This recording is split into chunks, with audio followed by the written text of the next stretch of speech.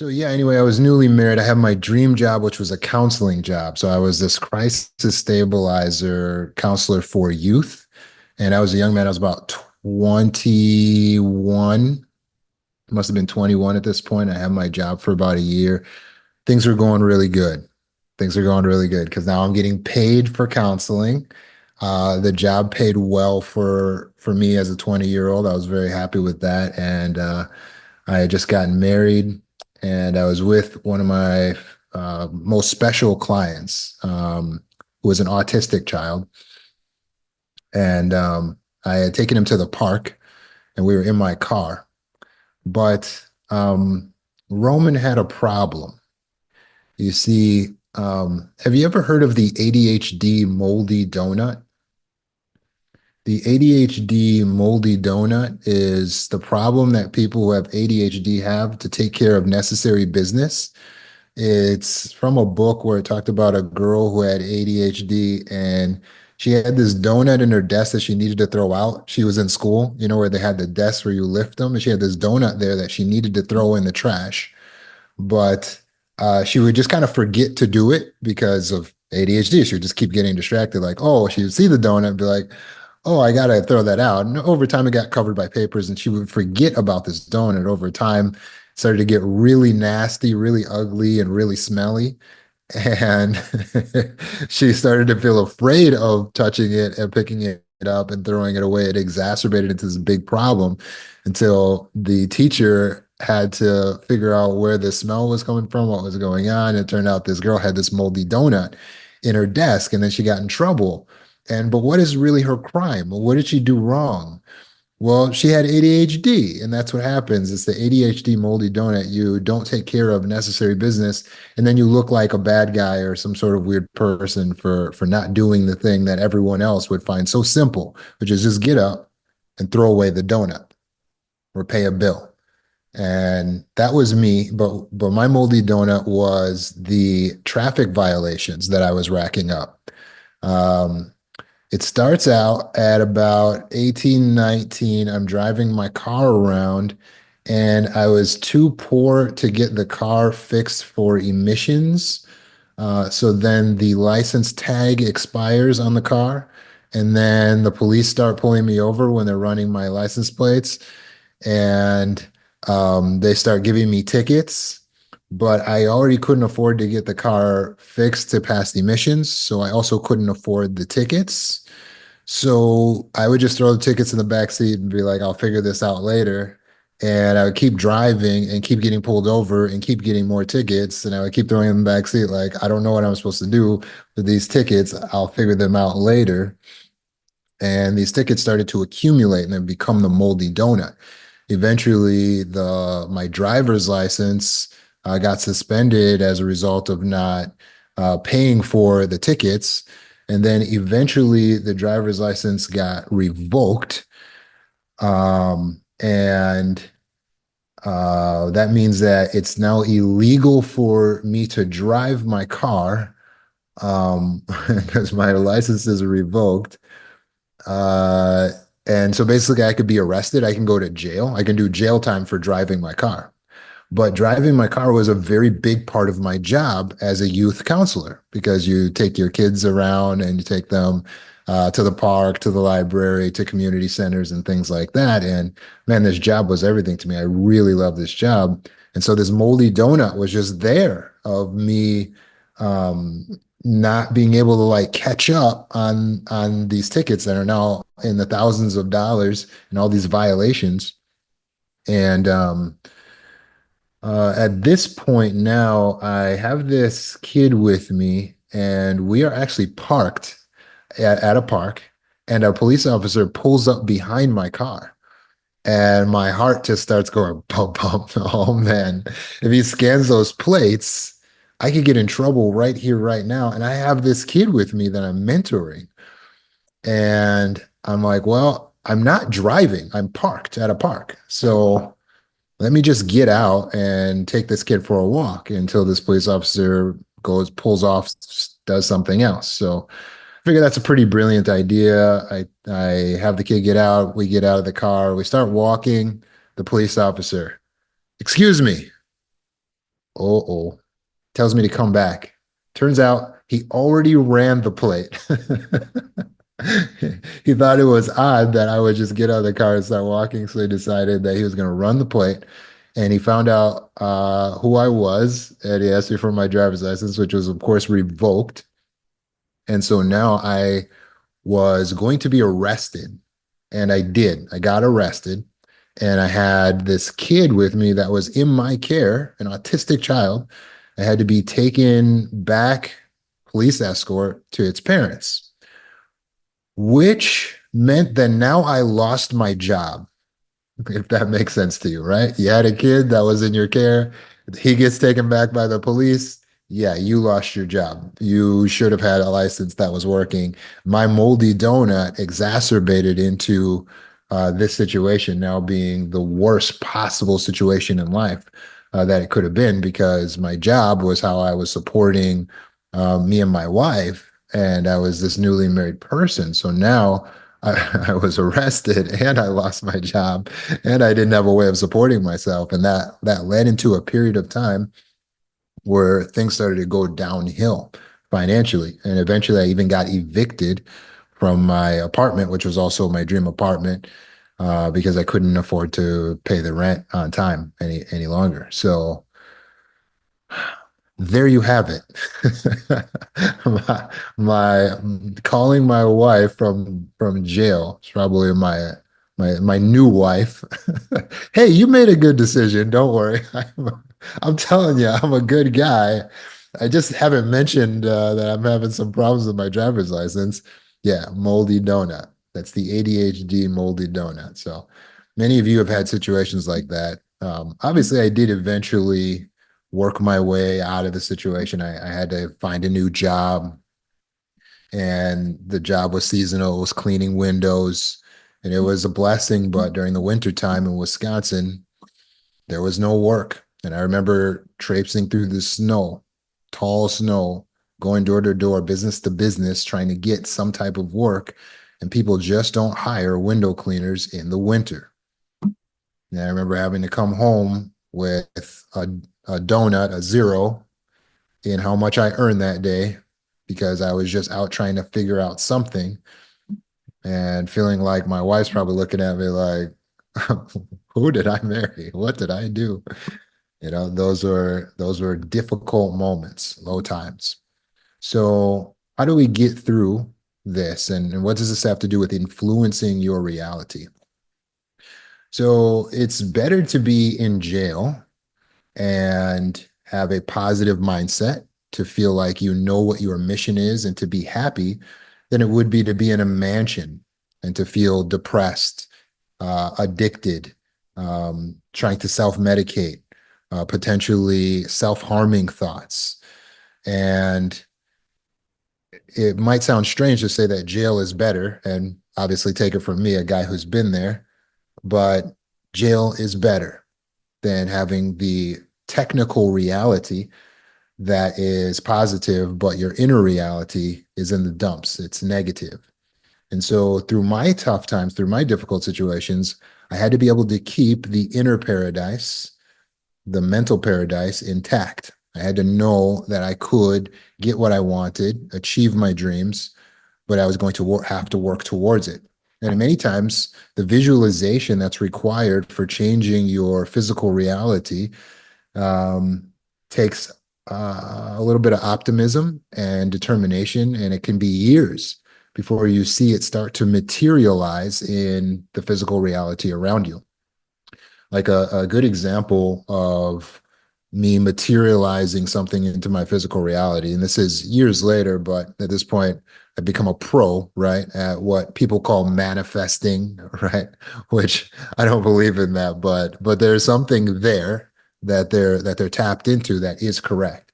And so you have the ability to program your subconscious and activate your reticular activating system so that it's prepared for the opportunity, so that you're able to have success. You're prepared for the opportunity. So one of these examples was with my dream car. I knew exactly what kind of car I wanted. I knew exactly what color it was supposed to be, right? And so I moved when I was living in Los Angeles. The apartment that I moved into happened to be next to a dealership. When I went out for a walk one day, I saw the exact car that's my dream car sitting in the parking lot at that dealership. Why did I notice that? Why did I notice it? Because I'd already trained my reticular activating system to see it. I'd already programmed it because I had already been visualizing. I knew what kind of car I wanted. I knew what kind of car I wanted. So now when I see it and it's right next to my house. And of course, the thoughts start going in my head. Could this be something that's going to work out for me? Am I somehow going to get that exact car at this exact dealership since this dealership is right next to my house? And I would walk past because I didn't even have a car. I would walk past this dealership every day on my way to get breakfast. And eventually, time passed. And after I moved out of that town, I never got that car. Not there. It wasn't that car at that dealership.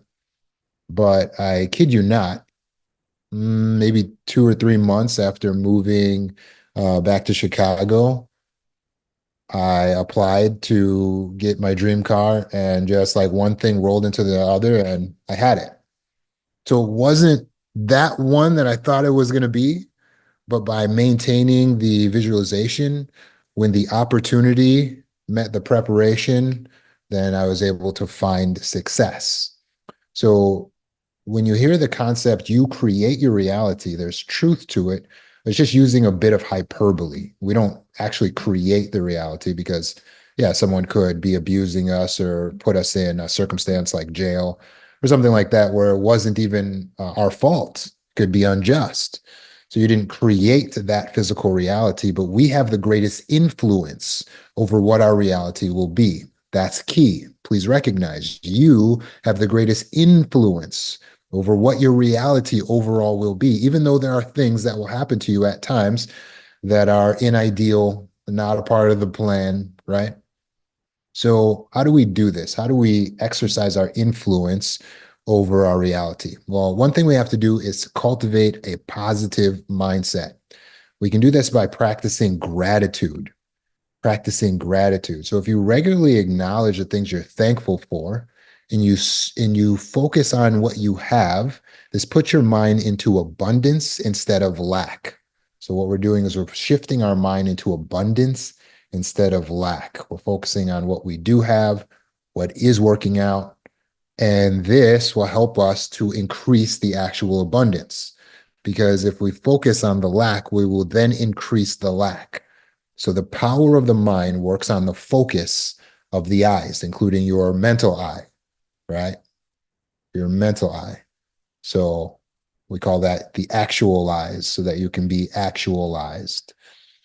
And besides that, we need to choose empowering beliefs. So when we have disempowering beliefs, like I have no control over my reality, I can't, I'm not able to, I'm not smart enough, I'm not pretty enough, I'm not all that stuff. The disempowering beliefs are going to make it so that you feel like you are not powerful. And we as humans must feel powerful to be in mental health. We must feel powerful. We must feel capable. So if you allow yourself to start thinking things like I can't, I'm not able, well, even if there is something that you literally are not capable of doing, you shouldn't focus on it because the mind must feel powerful in order to have success, in order to do well. So, what can we do to keep the mind feeling powerful? We have to avoid learned helplessness, which is nothing I do is going to matter anyway. No, snap out of that. There are things you can do that are going to matter. You can make a difference. You have the greatest influence over what your reality will be. So, self-limiting belief is I'm not capable, I'm dumb, I'm stupid, I have ADHD, I have problems. I'm not going to be able to get what I want and to be who I want to be. Okay, we change that around to a self-empowering belief. I am capable of learning. I am capable of adapting. I am capable of learning, adapting, growing. I can strive for what I want. I can be who I want to be. These are examples of empowering beliefs. But I don't think any empowering belief It's gonna fix my camera right now. I think I have a technical issue here. Um, Moving on though, I apologize if the screen's a little bit smaller than before, but let's move on with the information. We need to visualize the success. So we have to picture the possible outcomes that we want with clarity and confidence, and in order to align ourselves with our goals. So there's this saying like everything is working out, everything in the universe is working out for me. Mm, Everything in the universe isn't necessarily working for you. You have to pave your way towards your success. And in order to do that, you have to get out of the thinking that things are just going to work out. Otherwise, you're going to be very sorely disappointed when you find out that things are not working out for you, that things are not necessarily aligning for you. So we have to visualize the success. So when I say that I was visualizing the dream car, everything that I want in the future at night, I'm putting the picture in my mind of what I want, and then I'm moving progressively toward that reality. And then one day there's something in the reality that's going to give to create the opportunity, and I'm prepared for that opportunity. The same thing happened when I wanted to write my book. I'm thinking, I have this idea for the book. I know what I would write. I know what it would be about. But when is this going to happen? When am I going to get like months of time to just dedicate toward this book? I didn't know when that was going to be possible, if that was going to be possible. So I had to focus on what I control. What do I control? Visualization. I picture myself having a book, working towards it. How do I work towards it? Do what I can. So when I do have the spare time, I start opening up the Google Docs. That's where I wrote it in, a separate doc for each chapter, and I just start writing. I would write while I was on a walk to the gym. I would just dictate it into my phone and allow the computer to just sit there and start writing the book.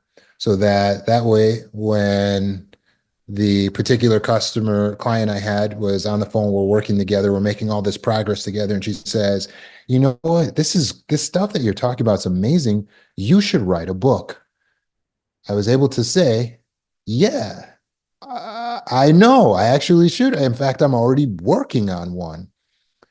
And she's like, "So what's holding you back?" And I'm like, "I just need the time to be able to focus on it." I kid you not, because I had my mind already geared toward the success, that I wanted this, that I could do this. I was already starting it. Her and I were able to work out a deal. She wrote the check that would take me out of having to focus on making money, and I could just focus on writing the book. Now, how is that even humanly possible? That's completely unreal. So a person wrote a check for me to write a book, and bam, it's a miracle. It's a miracle. But how am I getting these results of this modern day miracle that's happening again and again and again? It's because I'm focusing the mind on what I can do, believing in what's possible, and then when that opportunity arises, I don't miss it. Just imagine if I was in learned helplessness. So then I go, it'd be nice to write a book, but I don't know. That'll never happen. Okay, then do I start the book? No. And then one day when somebody says, "Hey, you should write a book," I say, "Yeah, it would be nice to write a book. I've always dreamed of that, but I have nothing. I haven't started it. I'm not moving towards it. I'm not working towards it. I don't believe in it because I only believe in helplessness. I only believe in weakness. I only believe in lack. And as a result, we wouldn't have had a productive conversation, and I wouldn't have known what I needed in order to get it done. And she wouldn't have been able to help me and give me what I needed to get it done. And then there would be no book. But now there's a book. And why is there a book? And why is there a dream car? Because I'm telling you, you have the greatest influence over what your reality will be. Now, do we have to exercise discipline? Yeah, for ease of words, you have to have good discipline. But I would like to introduce you to what I use rather than habits. You notice that I rarely talk about habits, whereas many of my colleagues put a lot of emphasis on building good habits. Well, why is that? Why don't I talk about habits? Well, because I believe in something called conscious mind living rather than habit living. Habit living is pretty amazing. It's like you go to the gym every day at 5 o'clock and you keep doing that, you're going to get crazy results because you built a good positive habit. But I, as a person who goes to the gym, I see people in the gym that need to stop. Like they look great and they can chill, but I don't think it occurs to them that they're kind of overdoing it now because they built a habit and they always go to the gym at this certain time and work these certain muscles. And it's like they've sort of overdone it on that muscle. And maybe their personal opinion is different.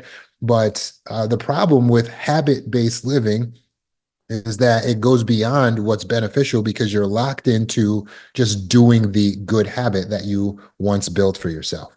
So instead of being in habit based living, what I live in is conscious mind living. So conscious minds means I'm awake. I'm not actually just doing the routine, the ritual, the habit, but I'm actually questioning everything. I know there's a reason and a purpose behind everything I do. So I invite you to wake up. Ask yourself the questions. Why do I work here? Is there a better way? What could I do differently? Why am I going to work this morning? What is the actual reason? Am I motivated by fear? What do I fear? Why do I use my right hand to brush my teeth?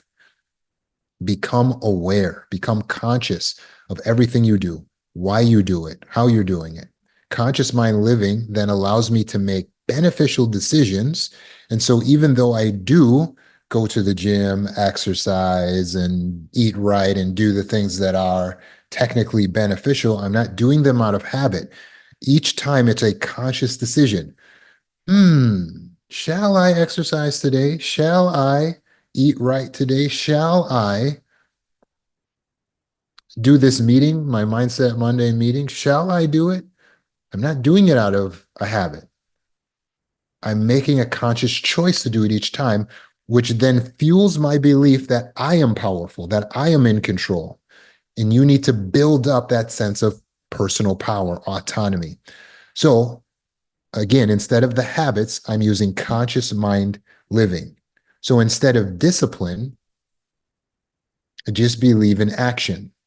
You don't have to have self discipline. It is self discipline, which is self control, but it's just taking action. The problem with self discipline, and again, another word I don't use a lot of, this discipline concept, is because what we've done with the discipline is we've said, well, I'm failing to take action in something that I think would be beneficial. And so it's like I don't have and we create a word for it, discipline. We put it in a box, we put it on the shelf on things we don't have. I don't have discipline. It would be great. It would be great if I could eat right, but I don't have discipline. It'd be great if I could lose weight, but I don't have discipline. It would be great. That's not productive. So what I want you to focus on is conscious mind living, self-empowerment. Make the decision, make the choice, be awake, be asking the questions. What do I need to do? What do I want to do? What will be beneficial for me? What will be beneficial for me? And then act in accordance with what is beneficial. You don't have to worry about self discipline when you just act in accordance with what is beneficial. Well, what if you don't want to? You do it anyway because you're acting in accordance to what is beneficial. So when there's a split between what we want to do and what is beneficial for us, we go with what is beneficial. Always, hands down, you just choose what is beneficial for the self to believe in terms of what you're thinking and in what you do. To give an example of this, I've had situations where I felt like I was going to pass out when I was physically exerting myself, maybe playing sports or something like that, or running. And if you've ever been there where you're way out of breath and it's like you can't catch your breath, you start to get dizzy or lightheaded. So I've been in situations like this before. And at this moment, when you get dizzy, lightheaded, maybe your heart's pounding a lot, and it's like you're struggling to stay alive. You feel like you're going to die. And in these moments, or at very minimum, pass out and lose consciousness, which would also not be good. So at this moment, what happens in the brain? We start thinking, "Oh no, I'm gonna die. I'm gonna pass out. I'm gonna pass out. I'm gonna pass out. I'm gonna lose consciousness." And we keep saying that to ourselves. And if you do that, what does that trigger? Panic attack. It will trigger your anxiety. So it's very helpful when we understand this stuff that we're talking about here. I have the greatest influence over my reality, and positive thinking is a key in controlling that reality. So, my question when I'm living in conscious mind is what thought is beneficial for right now, not how do I feel, because I feel like I'm going to perish, right? The question is what thought is beneficial? And the thought that's beneficial for yourself is I'm going to be okay. It's going to be okay. It's okay. I'm going to be okay. So in those moments where I feel like I'm going to lose it, I'm going to pass out, where I feel like I can't get enough oxygen, where I feel like I'm going to lose consciousness, I tell myself what is beneficial to myself. It's going to be okay. No, no, I'm not going to pass out. It's going to be okay. I'm not going to pass out. I will not pass out. It's going to be okay. And what's the result? Well, I don't pass out. And I don't have a panic attack on top of the fact that I'm already in cardiac arrest or whatever's happening in that moment. I don't trigger an additional heart attack on top of it. Because why? We're controlling the mind. So in this moment, I remember I need to think what's beneficial for me, not just get caught in my feelings, because that's a spiral. And it is literally, friends, a death spiral. Because that's where it's going. It's going to me losing consciousness. When your brain believes that you can't handle a situation, if it's extreme enough, the brain will cut you out consciously. It'll shut you down like a kill switch, and you will power down. People have passed out in very extreme situations because the brain is trying to protect you. So you have to reassure the brain, the subconscious mind, I got this. I got this. Don't take me out. I got this. I've got this. I'm going to be okay. It's going to be okay. And sure enough, and this last time that happened, took a few minutes, but I was able to catch my breath. And then I was able to rest for a moment. I felt so good by the time I caught my breath and just took maybe a 7 to 10 minute break. I was able to continue playing sports that same day. I had to take it easy a little bit. I was able to continue playing for another 2 hours. I'm not even joking. I am not even joking. You think I'm lying?